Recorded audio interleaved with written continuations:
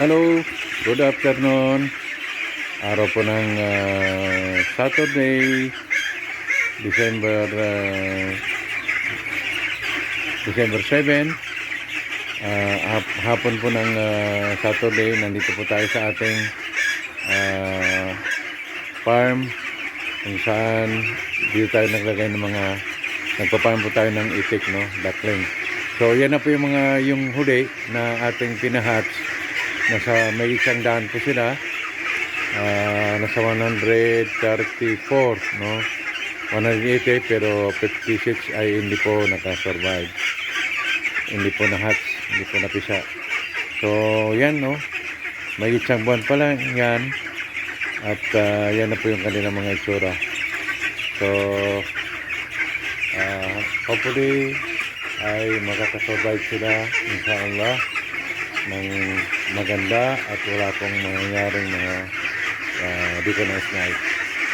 Magpipitch po tayo ngayon hapon, napaga po kasi doon dito sa sa bukid ay pagka ako umuwi ng gabi, ako lang mag-isa, so madilim po, ang liwanag lang ngayong ilaw ng aking sinasakyan na motor.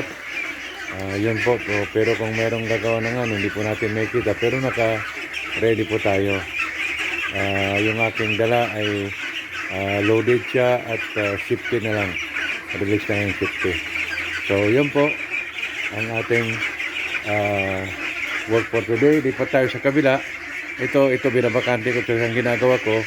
Doon sa dulo na yun, ililipat ko sila ngayon doon. And then yung isa naman dito ko ililipat. Itong maingay na naririnig ninyo, pasadaan po natin sila. Yan o, ang ingay nila, ang ingay, grabe ang ingay ng mga bibi na to. Malaki na po sila, oh. Yan. Oy, ang ingay ninyo. Yan, bibi na sila. Yan, oh. Yan.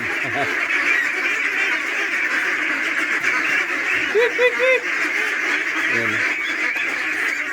Ililipat po natin sila sa kabila kasi yun po tayo magbibigay ng pagkain. So para maging tuyo ito, pero lalagyan po natin ng rasa dito at saka dayami. So magiging okay sila. At saka siguro by mga 2 weeks from now, ilalabas natin sila dito sa area na to. Dito po. Yan, o. Yan. Gawin natin, linisan natin yan. At dyan na po sila ikot-ikot. Yan. So, dyan po guys. Maraming salamat and see you sa next na video natin. Thank you.